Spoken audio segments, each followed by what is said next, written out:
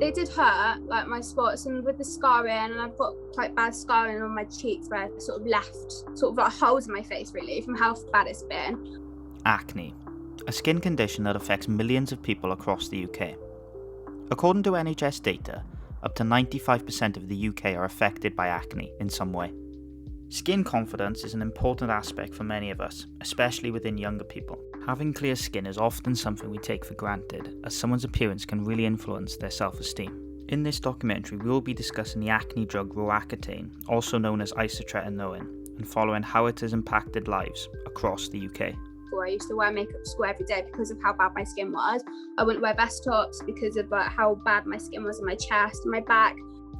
Just poor skin appearance pretty much. A lot of pitted scars on my face and obviously just general acne, but it was quite extreme to the point where I was just suffering with greasy skin constantly.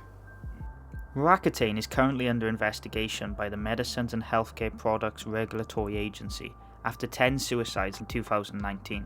The drug has been linked to side effects such as erectile dysfunction, being very toxic for pregnant women, and depression. Despite these serious side effects, it has also been seen as a miracle cure that has helped people regain their confidence. My name's Harry Pettigrew. I took Roaccutane when I was 16 and luckily didn't experience any of these serious side effects. It really helped me regain my self-confidence and making my skin clear. When I had severe acne, I felt as though Roaccutane was my only option, as I tried countless other medications with little success. This is a dilemma that affects thousands of teenagers across the UK, as they are so desperate to get results, they are willing to risk potential physical and psychiatric effects. Later in this documentary, I'll speak to an individual that was affected to the extent where they thought about taking their own life. I think when my family realised what was really going on, that was when I got quite a lot of support from my parents. And if I didn't have that support, I don't think I'd be here. The main aim of this documentary is to have a look at people's experiences across the UK and ask why they believe the drug is worth taking at such a young age.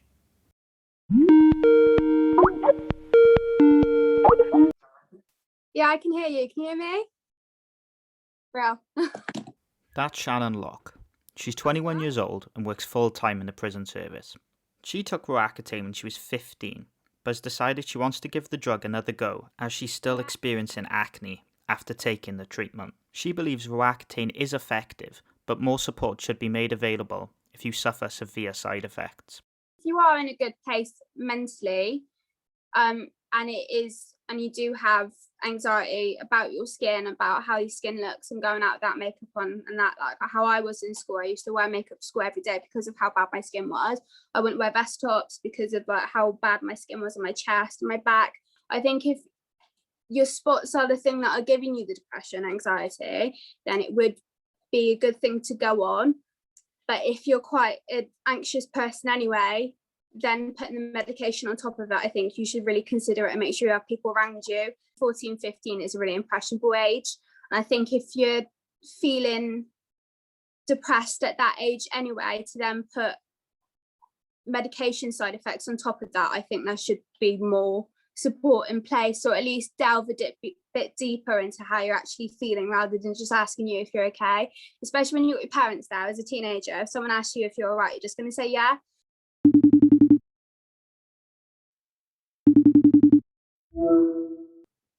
Hello? Hi Neil, can you hear me? Yes. Brilliant. Many campaign groups have been set up since the drug originated, but Dr. Neil McFarlane, an independent UK psychiatrist, has submitted a complaint to the MHRA to suspend the licence for under 18s. He believes that the decision is too much responsibility at such a young age. If successful, it would prevent people like me and Shannon the opportunity who want to take the drug earlier in life. He works with an awareness group called Acne Aware that aims to inform the public of the potential dangers surrounding the drug. It is made up of a combination of individuals who have experienced serious side effects and parents who claim that Roaccutane contributed to their children's death. Acne in some people does last for many years and can be extremely unpleasant. However, it does spontaneously improve in many people. And so in an individual case, it's very hard to know how much of an improvement might not have happened spontaneously.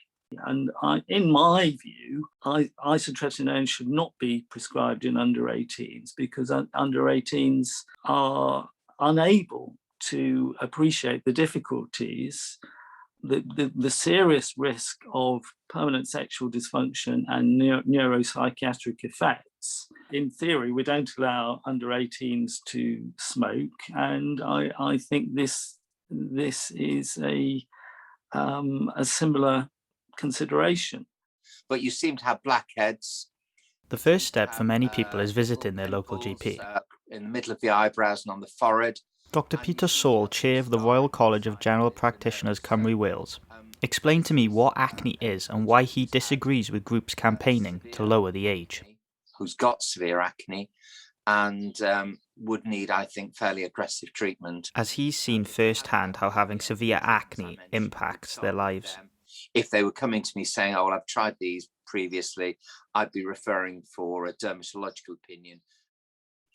Okay, well, acne is a condition that affects the skin, obviously, and we get increased sebaceous material. We get blockage of the sebaceous ducts. The sebaceous material collects under the skin. It causes pimples and blackheads, and they can then they can get infected by bacteria that lives on the skin, and they can develop spots and boils and eventually scarring, and can have serious psychological effects on people. So not just the physical effects on the skin, but making people feel really negative about themselves. So it's a condition that GPs in particular want to treat because we know the difference that it can make for people's lives.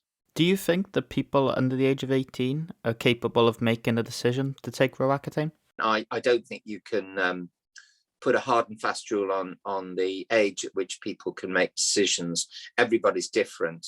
And I've got many people under the age of 18 who are very sensible. They can make very sensible decisions about their health. And we talk to them about it. The younger you get, the more likely you're going to need input from parents or friends and people who care about you to advise you. But yeah, there's no in terms of making decisions, I don't see a barrier of age.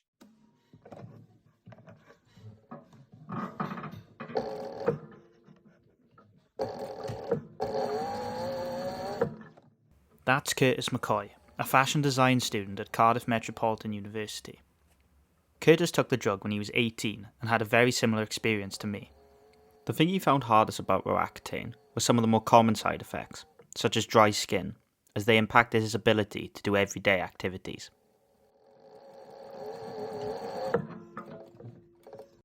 Just poor skin appearance, pretty much. A lot of pitted scars on my face, and obviously just general acne. But it was quite extreme to the point where I was just suffering with greasy skin constantly.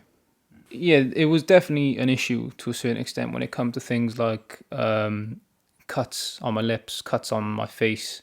But again, it was sort of difficult because I didn't want to moisturize your skin to make the acne worse. But then you also wanted to relieve the dry skin. So it was sort of trying to find a balance between those two. Did it affect your social life or any other aspect of your life?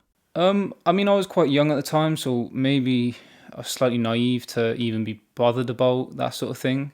But again, that's just me personally, I was sort of unfazed by it. It does get a bit irritating when you've got dry skin and, you want to do certain things or go certain places. The one thing I will say did affect me with was exercise. Trying to run and sweat when you've got dry skin does become an issue. But again, you just work around it. It's just one of those things.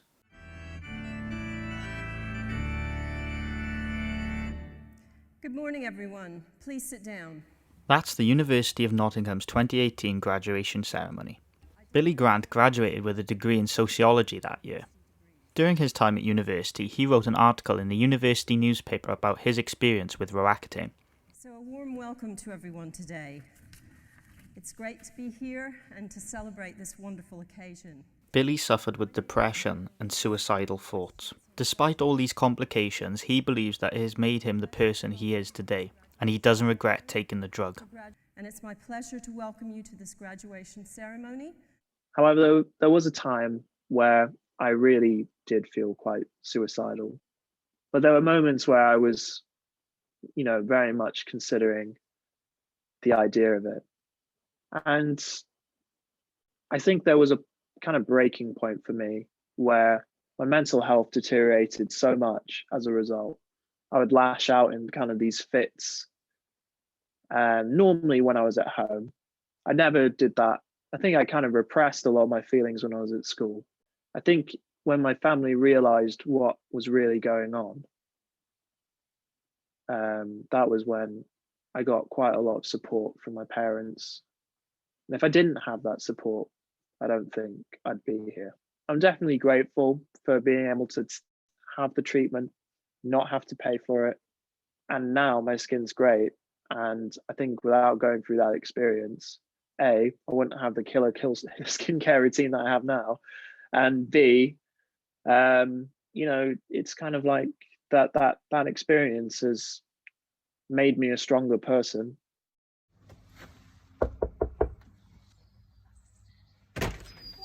Hello, you right? The possible risk of people committing suicide has been associated with Roaccutane since the 1980s. Catherine Chadwick, former reporter of the South Wales Argus, shared with me what it was like to report on one of the first instances of Roaccutane being a potential factor and how it is still an issue that's being discussed today.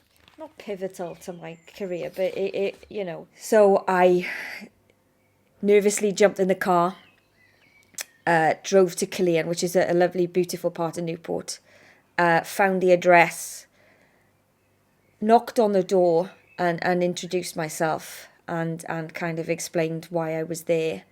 And David's parents were lovely. Mike and Pat, I think their name was. And or Mike and Pat, I believe their names were, from memory. And they were just lovely to me, welcomed me with open arms. Could obviously see I was a young girl in my early 20s, quite petrified to be knocking on the door. And in fact, I was so nervous that when I'd left the newsroom, I'd forgotten my notebook. And this sticks with me, actually, because they gave me David's A-level revision notebook to write my story on, which still moves me to this day because they were grieving. They just lost their son. And for them to welcome me with open arms and then let me come in and do that, obviously helping out somebody who was starting out their career, was something that has stuck with me and still will. It's something I'll never forget.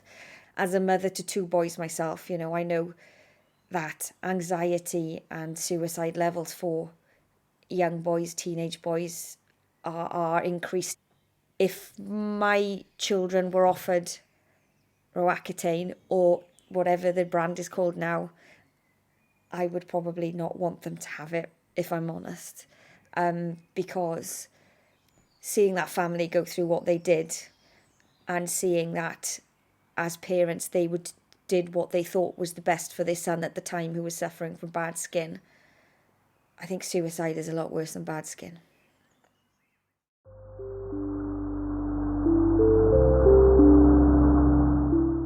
Roaccutane is a very complex treatment that affects people in many different ways. Roche, the manufacturer of the drug in the UK, says there is no evidence of a causal link between Roaccutane and depression or suicidal thoughts. However, there have been rare reports of people getting depressed while taking Roaccutane. We provide a warning in our patient information leaflet and urge those taking the drug to tell their dermatologist immediately if they experience any mood swings or any other side effects. We are still waiting on the outcome from the MHRA investigation after they extended the call for information deadline to the 16th of February 2021. With my personal experience and listening to all my interviewees, taking Roaccutane is a decision you have to make on your own and do what's right for you. Acne is a very common problem and Roaccutane is undoubtedly effective. It's just devastating that in rare cases people can be affected so heavily that they end up taking their own lives. I think the Roaccutane debate will continue for many years to come, as it's a topic many people shy away from. Dermatologists and mental health charities such as Papyrus, Mind, Young Minds chose not to contribute to this documentary. I hope in the future we can have a more transparent conversation about the drug that will benefit people making the hard decision of taking Roaccutane in the future.